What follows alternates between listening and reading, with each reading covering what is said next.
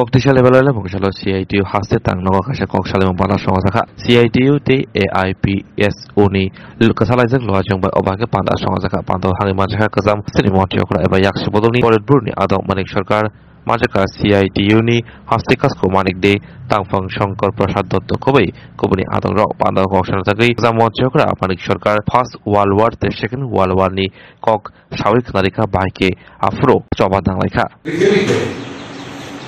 যুদ্ধ ছিল না বা যুদ্ধ হয়নি ঘটনা কিন্তু না রাজরাজাদের যুদ্ধ তো লেগেই ছিল রাজা আছেন যুদ্ধ নেই কি করা হবে রাষ্ট্র গঠিত হয়েছে এক রাষ্ট্রের সাথে অন্য রাষ্ট্রের যুদ্ধ ছিল দখলদারির লক্ষ্যকে সামনে রেখে কিন্তু তার ব্যাপকতা তেমন ব্যবহার ছিল দুটো তিনটা রাষ্ট্রের মধ্যে বিরোধ লড়াই যুদ্ধ ওনারা দেখলেন নিজেরা মধ্যে যুদ্ধ হতেন কিন্তু প্রথম পৃথিবীতে 13-14 সালে যে যুদ্ধটা সেখানে দামামা বাজালো তাতে দেখা গেল প্রায় 30 থেকে 33টি রাষ্ট্র এই যুদ্ধে প্রত্যক্ষ পরোক্ষভাবে এবং প্রধানত প্রত্যক্ষভাবে তারা যুক্ত হয়ে পড়েছে এর আগে একটা বিরাট সংখ্যক রাষ্ট্র সরকারিভাবে ঘোষণা দিয়ে যুদ্ধে অংশগ্রহণ করার ঘটনা এভাবে ঘটেনি সে কারণেই 13-14 যে যুদ্ধ এটাকে বিশ্বযুদ্ধ বলে চিহ্নিত করা হবে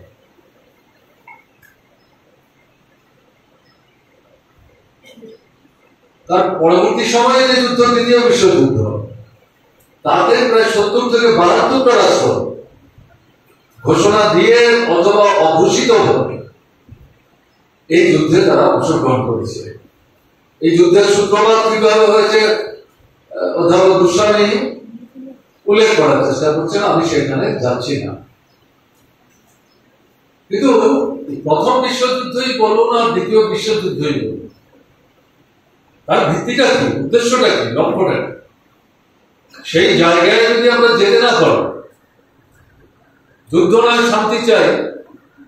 এ কথা বললে তো শুধু হবে না মূল বিষয়টা যুদ্ধ কারা করছে পুঁজিবাদী দৃষ্টিভঙ্গির অনুসারী শোষণকে ভিত্তি করে সমাধিকাংশের মানুষকে তাদের ন্যায্য অধিকার থেকে বঞ্চিত করে শোষকদের স্বার্থে যারা রাষ্ট্র শক্তিকে নিয়ন্ত্রণ এবং পরিচালনা করার চেষ্টা করে শুধু নিজের রাষ্ট্রের সীমার মধ্যে না এটা পরিসর প্রশস্ত করবার লক্ষ্য নিয়েই বাজারের উপর কর্তৃত্ব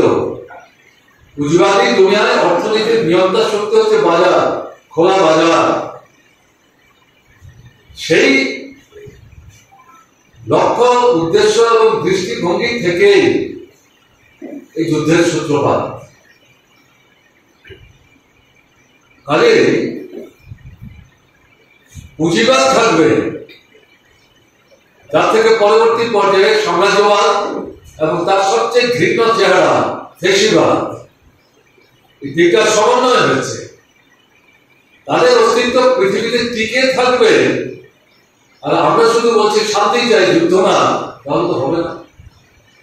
এবং মূল কথাটা কি পুঁজিবাদকে ধ্বংস করতে হবে পুঁজিবাদকে যদি ধ্বংস করা না যায় তাহলে সাম্রাজ্যবাদকে ধ্বংস করা যাবে না পুঁজিবাদ এবং সাম্রাজ্যবাদকে ধ্বংসের মধ্য দিয়ে